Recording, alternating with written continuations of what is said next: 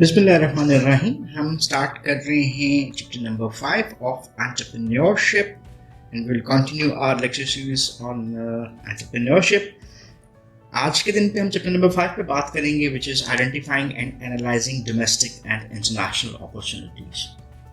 So we are going to discuss about entrepreneurial entry strategies which they can opt अगर वो किसी भी international market में अपनी entrepreneurial एक्टिविटीज को स्टार्ट करना चाह रहे होते हैं. सो एज अ होल अगर हम देखें तो किसी भी एंटरप्रेन्योर के पास सेवरल ऑप्शंस हैं कि वो अपनी एंटरप्रेन्योरल एक्टिविटीज़ को इंटरनेशनली स्टार्ट भी कर सकता है और कंटिन्यू करना चाहे तो उसको डिफरेंट वेज एंड मीन से कंटिन्यू भी कर सकता है. So method of entry into a market जो है वो वेरी करती है and the mode of operating overseas are dependent on the goals of the entrepreneur and the company's strengths and weaknesses. So ये दो एस्पेक्ट्स हैं जिसको हमने कंसिडर करना है कि एक तो गोल क्या है किसी भी एंटरप्रेन्योर के, किसी भी इंटरनेशनल ऑपरेशंस में जाने के, और फिर कंपनी की अपनी स्ट्रेंथ्स क्या हैं और वीकनेसेस क्या हैं. So modes of entering or engaging in international businesses can be divided into three general categories. पहली चीज है exporting, दूसरा है non equity arrangements और तीसरी है FDIs या direct foreign direct investments और direct foreign investments. So advantages हर एक के फर्क हैं, disadvantages भी हैं. So we'll be talking about these different aspects जो कि organizational entrepreneurs अपने लिए opt कर सकते हैं. So पहला कॉन्सेप्ट इसको हम स्टार्ट करते हैं, that is exporting. What do we mean by exporting business? सबसे पहले इसको ब्रीफली अंडरस्टैंड करते हैं. Basically this is the sale and shipping of products manufactured in one country to a customer located in another country. तो क्या नज़र आता है कि जब हम सेल्स की बात करते हैं या शिपिंग ऑफ प्रोडक्ट्स की बात करते हैं जो कि किसी एक कंट्री में मैन्युफैक्चर हो रही हैं और we are giving it to the customers जो कि किसी और कंट्री में लोकेट कर रहे हैं. सो फ्रीक्वेंटली जो एंटरप्रेन्योर्स जो हैं वो स्टार्ट करते हैं doing international businesses through exporting. और एक्सपोर्टिंग के जैसे हमने कहा कि एक कंट्री में प्रोडक्ट्स प्रोड्यूस हो रही हैं और दूसरी कंट्री में कस्टमर्स को वो भेजी जा रही हैं, सेल की जा रही हैं. So there are two general classifications of exporting. पहली क्लासिफिकेशन है, इसको हम डायरेक्ट कहते हैं और दूसरी को इनडायरेक्ट कहते हैं. So what is direct exporting और इनडायरेक्ट एक्सपोर्टिंग क्या होती है, इसको अंडरस्टैंड करते हैं. Let's go for the understanding of indirect exporting. Indirect exporting basically involves having a foreign purchaser in the local market or using an export management firm. So हमारे पास क्या ऑप्शन आ गया कि हम फॉरेन परचेजर देख रहे हैं जो कि लोकल मार्केट में यानी हमारी अपनी कंट्री में मौजूद हो, या फिर हम किसी एक्सपोर्ट मैनेजमेंट फर्म को यूज कर सकते हैं. कुछ कमोडिटीज के लिए और मैन्युफैक्चर्ड गुड्स के लिए foreign buyers actively seek out sources to supply and have purchasing offices in markets throughout the world. So ये डिपेंड कर रहा है ना बिजनेस की टाइप के ऊपर. और एक entrepreneur wanting to sell in one of these overseas markets can deal with one of those buyers.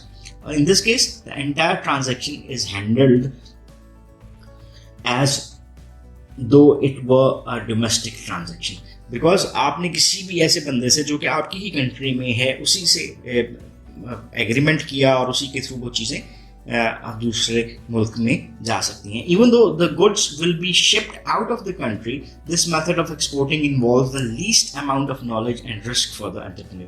Because जब हम किसी और कंट्री की बात करते हैं और एक्सपोर्टिंग की बात करते हैं तो वहाँ के रिस्क और वहाँ के rules regulations, policies, procedures, cultural elements, ये सारी चीज़ें जो हमारे लिए रिस्क क्रिएट करती हैं हम उसको बियर नहीं कर रहे होते. बिकॉज हम अपनी ही कंट्री में किसी दूसरे बंदे के साथ अपने ऑपरेशंस को कंटिन्यू कर रहे होते हैं. सो एक्सपोर्ट मैनेजमेंट फर्म्स जो हैं they have another avenue of indirect exporting. These are located in most commercial centres. जैसे for a fee these firms will provide representation in foreign markets. So इसका मतलब क्या हुआ कि हमें एक मार्जिन ऐड करना पड़ता है किसके लिए, इस इनडायरेक्ट एक्सपोर्टिंग फर्म्स के लिए, सो एक्सपोर्ट मैनेजमेंट फर्म्स के लिए. बेसिकली ये रिप्रेजेंट कर रही होती हैं group of non competing manufacturers जो कि अपने आप में इतनी सलाहियत और रिसोर्सेज नहीं रखते कि वो इंटरनेशनल मार्केट में कम्पीट कर सकें और उसी मुल्क में उनको ये सर्विसेज मिल सकती हैं जिसमें वो रिजाइड कर रहे हैं। वो हैव इनका बेसिकली इंटरेस्ट जो है डायरेक्टली इन्वॉल्व होने का एक्सपोर्टिंग में भी नहीं होता, तो उन फर्म्स के लिए भी ये एक वायबल ऑप्शन है। सो तमाम जो प्रोसेसेस हैं जैसे किसी भी कंपनी की सेलिंग है, मार्केटिंग है, डिलीवरी है, वो तमाम के तमाम हैंडल कर रही होती है एक्सपोर्ट मैनेजमेंट फर्म। सो ये इनडायरेक्ट एक्सपोर्टिंग का एक एस्पेक्ट हमारे पास आ गया। दूसरा हमारे पास आता है, इसको हम कहते हैं डायरेक्ट एक्सपोर्टिंग। डायरेक्ट एक्सपोर्टिंग में एक एंटरप्रेन्योर ये चाह रहा होता है कि वो मोर इन्वॉल्वमेंट रखे विदाउट एनी फाइनेंशियल कमिटमेंट।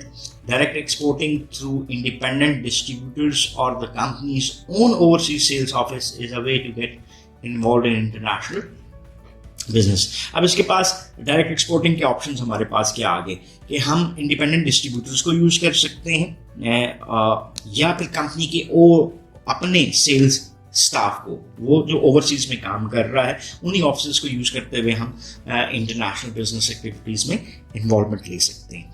सो इंडिपेंडेंट फॉरेन डिस्ट्रीब्यूटर्स जो हैं usually they handle products for firms seeking relatively rapid entry into a large number of foreign markets.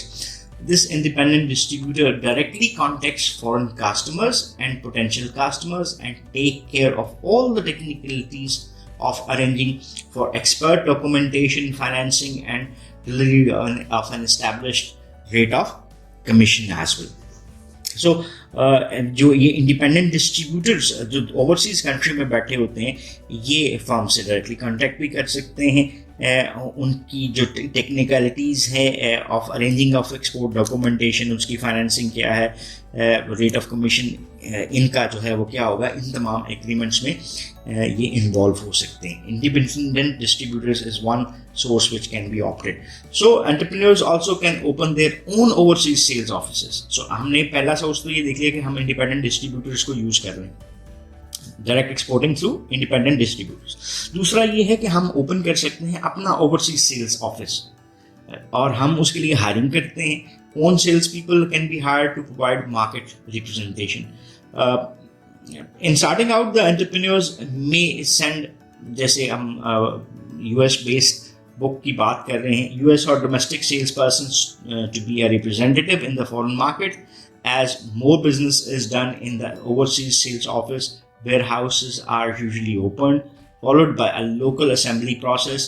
When sales reach a level that is high enough to warrant the investment, the assembly operations can eventually even evolve into the establishment of manufacturing operations in the foreign market. So देखिए ना, ये एक पूरी development story बनती हुई नजर आती है कि हम स्टार्ट करते हैं अपने रिप्रेजेंटेटिव से जो कि हमें रिप्रेजेंट करेगा इन the foreign market.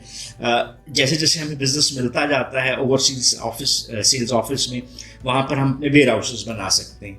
Where houses से हम अगर अगले प्रोसेस पे चले जाते हैं तो हमें नज़र आता है कि यार हम उसमें पार्ट्स चीज़ों को असेंबल भी कर सकते हैं। सो हमने वेयर हाउसेस बनाए, अपने रॉ मटेरियल्स पार्ट्स को वहाँ पर भेजा, असेंबल किया और सेल आउट कर दिया। और even if we are doing good enough तो फिर हम अपनी जो असेंबली ऑपरेशंस हैं तमाम के तमाम उनको भी उस फॉरेन कंट्री में मूव करना चाहें तो कर सकते हैं। So that was the first जो अरेंजमेंट हमें मिलती हुई दिखाई देती है, that is exporting. So exporting के हमने दो डिफरेंट एस्पेक्ट्स को भी देख लिया, ये indirect exporting and then direct exporting that can be opted by any organisation. अभी हम नेक्स्ट पे बात करते हैं, that is the non equity arrangements. Non equity arrangement से क्या मुराद है कि एक ऐसा मेथड जिसमें एक entrepreneur can enter into a market, obtain sales and profits without direct equity investment in the foreign market. Equity किसको कहते हैं? हम ओनर्स ओन। तो हमने इक्विटी इन्वेस्टमेंट्स नहीं की फॉरेन मार्केट में, लेकिन हम सेल्स एंड प्रॉफिट का शेयर ले रहे हैं विदाउट डायरेक्टली इक्विटी इन्वेस्टमेंट्स। जब भी किसी मार्केट्स में या फाइनेंशियल कंडीशंस चेंज होती हैं, एक एंटरप्रेन्योर जो है वो कोशिश कर सकता है कि enter into the international business by one of the 3 types of non equity arrangements. Non equity arrangement में उसके पास लाइसेंसिंग है, टर्न की प्रोजेक्ट्स हो सकते हैं एंड मैनेजमेंट कॉन्ट्रैक्ट्स हो सकते हैं. So without in equity investments हम आइदर लाइसेंसिंग कर सकते हैं या टर्न की प्रोजेक्ट्स में इन्वॉल्व हो सकते हैं या फिर हम मैनेजमेंट कॉन्ट्रैक्ट्स में जा सकते हैं. अब अंडरस्टैंड करते हैं कि ये लाइसेंसिंग क्या है. Licensing involves an entrepreneur who is a manufacturer giving a foreign manufacturer the right to use a patent, trademark, technology, production process और product in return for the payment of a royalty. अब ये मेरा एक name है, ये मेरा लोगो है which is sold internationally. अब मैं आपके मुल्क में अगर ऑपरेट करना चाह रहा हूं तो I will ask you to get a licence. So आप क्या बनते जा रहे हो? लाइसेंसी. और मैं कौन बनूंगा? मैं लाइसेंसर बनूंगा जो लाइसेंस आपको दे रहा है कि आप मेरा नेम और लोगो और मेरी टेक्नोलॉजी, मेरी प्रोडक्शन प्रोसेसेस, उन तमाम चीज़ों को यूज कर सकते हो in return of a royalty fee जो कि लाइसेंसिंग की सूरत में पे की जाएगी. So licensing arrangements are most appropriate when the entrepreneur has no intentions of entering a particular market through exporting or direct investments.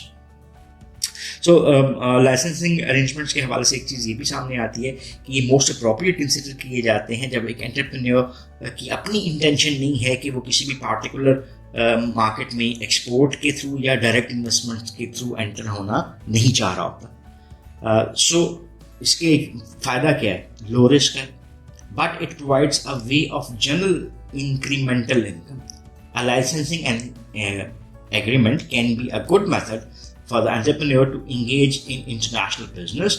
लेकिन अनफॉर्चुनेटली अगर हम बात करते हैं some entrepreneurs have entered into these arrangements without careful analysis and have later found that they have licensed their largest competitors into business or that they are investing large sums of time and money in helping the licensor adopt the technology or know-how being licensed. So ये इसके साथ associated सबसे बड़ा risk है कि अगर careful analysis आपने नहीं की तो आप बहुत सारे negatives create कर सकते हैं. Like licensing is being given to the competitor, वो उतना अच्छा काम नहीं करेगा, अपनी ब्रांड को सपोर्ट करने की कोशिश करेगा, या फिर आप अपनी टेक्निकल नो हाउ जो नॉलेज बेस है आपकी, जो आपके पेटेंट्स हैं वो शेयर कर रहे होते हैं और तो आप उनको जो लाइसेंसिंग फर्म है वो लाइसेंसर बनी है तो लाइसेंसी को वो technical know how ultimately training की सूरत में प्रोवाइड कर रही होती है, तो वो उनके लिए एट टाइम नेगेटिव्स भी हो सकते हैं. But these are all